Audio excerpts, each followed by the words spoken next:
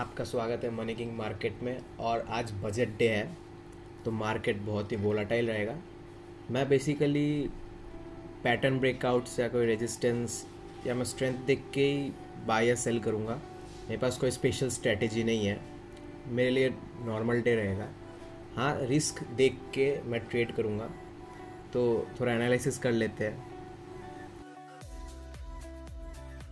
जो bank Nifty है वो गैप अप ओपन हुआ है, तो वहाँ से एक नीचे कवर करने का चांसेस है। तो पहले मैं देखूंगा कि अगर वो डे का लो ब्रेक करता है तो वहाँ पे मैं एक बाई के ले जाऊंगा जिसका टारगेट बहुत ही छोटा होगा। अगर लॉन्गर फ्रेम में अगर गिरता है तो ये 29,000 के अराउंड तक जा सकता है, और अगर ऊपर जाता है तो नियर बाई जो रेड जोन है मैं टारगेट कर रहा हूँ कि वहाँ तक भी जा सकता है।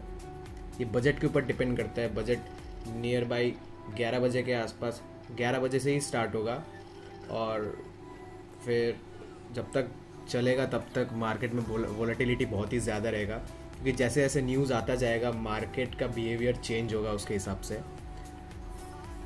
फिर उसके बाद जैसे बजट ख़त्म हो जाएगा उसके बाद फिर डिसाइड होगा कि जो ऑल ओवर बजट है वो मार्केट के रेस्पेक्ट में कैसा था।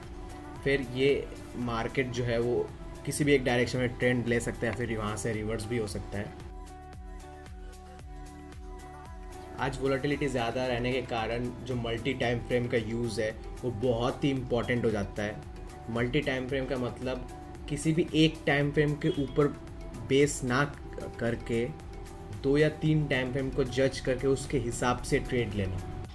अगर बैंक निफ्टी में अगर लो ब्रेक हुआ तो वो कल का जो मेरे को स्ट्रॉन्ग नीचे सपोर्ट दिख रहा है यहाँ तक आ सकता है बहुत ही ईजिली, और इससे नीचे ब्रेक हुआ तो फिर 29,000 के अराउंड तक भी जा।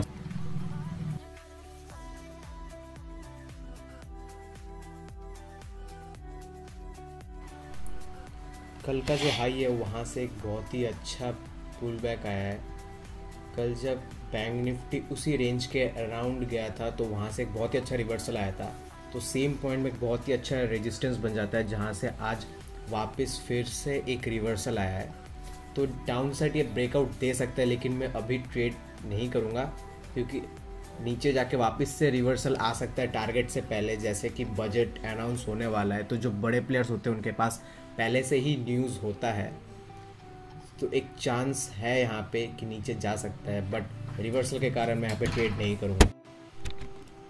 अगर इसके अराउंड कोई ट्रेड लेता है तो कितना स्टॉप लॉस होता है और कितना टारगेट बनता है, रिस्क रिवॉर्ड कितना होता है, मैं एक बार आपको दिखाना चाहूँगा।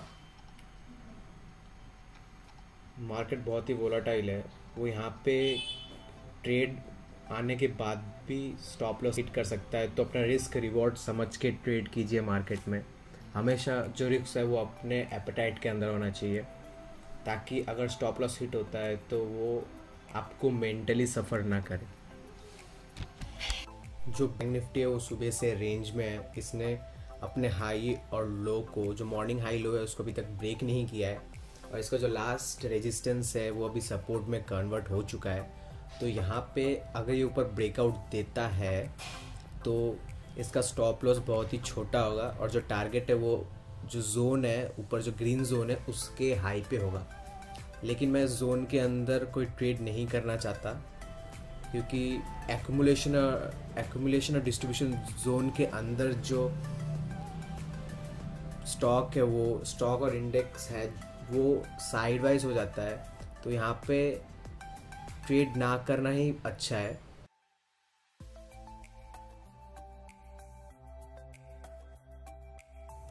मुझे बहुत देर बाद निफ्टी में एक ट्रेड मिला, और कुछ ही देर में जो बजट है वो आने वाला है।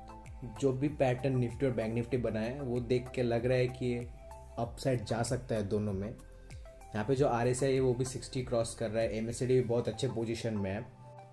जो असेंडिंग ट्रायंगल बना है उसके अंदर एक बॉक्स भी बना है। बॉक्स ब्रेकआउट और ट्रायंगल ब्रेकआउट एक साथ आने वाला है, तो ये जो ट्रेड होगा बहुत ही अच्छा ट्रेड होगा। अगर स्टॉप लॉस फेवरेबल रहता है तो मैं इसमें ट्रेड करूँगा। निफ्टी ने ब्रेकआउट दे दिया है और मैं बहुत देर से वेट कर रहा था कब RSI 60 को क्रॉस करे, और जो MACD है वो ज़ीरो लाइन के ऊपर आ चुका है, जो बार्स है वो स्ट्रेंथ दिखा रही है। और जो ट्रेड है मैंने यहाँ पे लिया है, इसका रिस्क रिवॉर्ड रेशियो 1 से ज़्यादा है। मैंने टारगेट ज़्यादा नहीं रखा है यहाँ पे, क्योंकि जो बजट है वो अभी जस्ट आने वाला है और कभी भी ये रिवर्स हो सकता है। बहुत ही मार्केट में वोलेटिलिटी ज़्यादा होगा। यहाँ पे जो बैंक निफ्टी है उसने ब्रेकआउट दिया, लेकिन यहाँ पे मैंने ट्रेड नहीं लिया है, क्योंकि जो यहाँ पे बैंक निफ्टी है वो जोन में है और जो RSI है वो 60 को क्रॉस किया है। लेकिन मुझे जो RSI का ग्राफ है वो बहुत अच्छा नहीं सूटेबल नहीं लग रहा है, और MACD में भी कुछ अच्छा ट्रेंड नहीं दिख रहा है, स्ट्रेंथ नहीं दिख रहा है।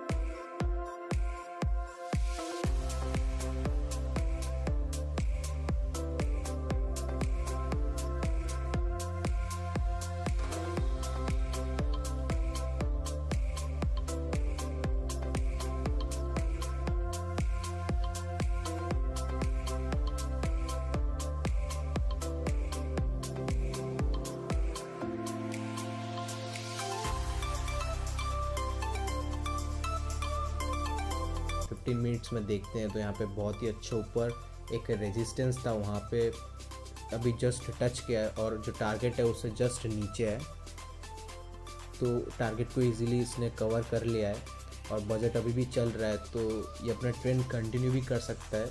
लेकिन मैं और इंटरेस्टेड नहीं हूँ यहाँ पे ट्रेडिंग के लिए, क्योंकि कितना ऊपर तक जाएगा ये हमको नहीं पता है। जो और 15 मिनट्स में जो RSI है वो 60 के अराउंड है, रिवर्सल भी आ सकता है। यहाँ पे एक जो बियरिश साइन है वो दिख रहा है कैंडल में, ऊपर स्पाइक्स आया हुआ है कैंडल के। बैंक निफ्टी में भी ब्रेकआउट आया था और यहाँ पे जो जोन है उसको क्रॉस करके ऊपर निकल चुका है और जो उसका टारगेट था वो भी अचीव कर चुका है। लेकिन मैंने यहाँ पे कोई ट्रेड नहीं लिया था, क्योंकि मुझे यहाँ पे जो उसका स्ट्रेंथ है वो ज़्यादा स्ट्रॉन्ग नहीं दिखाई दे रहा था। Bank Nifty gap up open हुआ, उसके बाद ये बहुत ही ऊपर निकल चुका है और उसके बाद और भी ऊपर जा सकता है अगर बजट फेवरेबल रहा तो। लेकिन यहाँ पे मैं और सेफ साइड कोई भी ट्रेड नहीं दिखाई दे रहा है, तो मैं कोई भी ट्रेडिंग नहीं लूँगा आगे। यहाँ पे बैंक निफ्टी में फिर से ब्रेकआउट आने वाला है और जो RSI है वो भी 60 को क्रॉस करने वाला है। MACD ज़्यादा अच्छा लग नहीं रहा है, लेकिन यहाँ पे एक ट्रेड लिया जा सकता है, क्योंकि जो बजट आया है वो फेवर में है मार्केट के। यहाँ पे एक बहुत अच्छा रैली दिख सकता है, जैसे कि 12 बज चुके हैं, तो यहाँ पे जो ट्रेंड है वो वन साइड कंटिन्यू कर सकता है। तो छोटा सा क्वांटिटी के साथ छोटा सा स्टॉप लॉस मेंटेन करके एक अच्छा प्रॉफिट यहाँ पे मिल सकता है।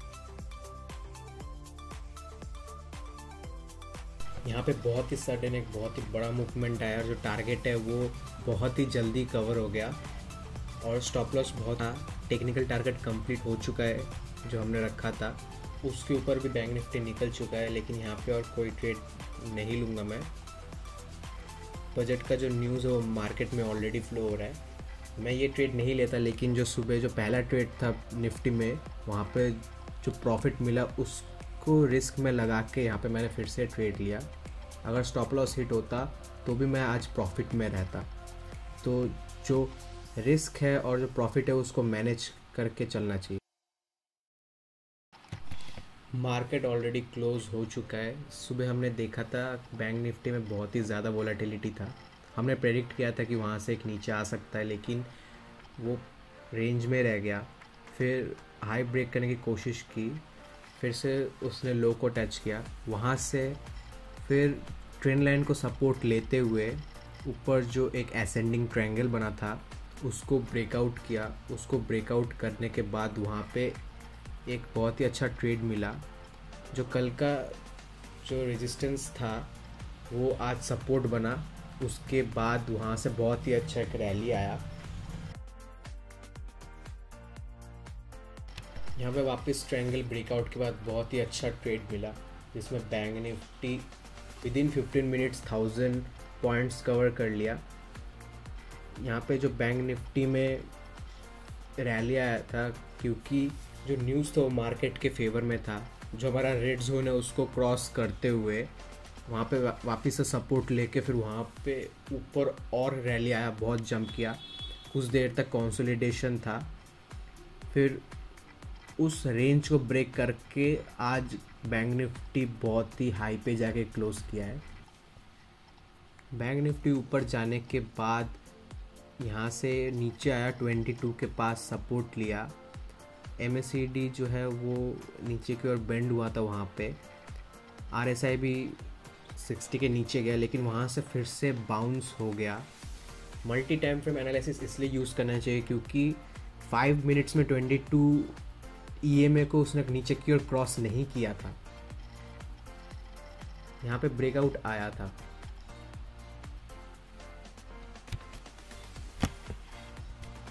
आशा करता हूँ आप लोगों को budget table live market analysis अच्छा लगा होगा।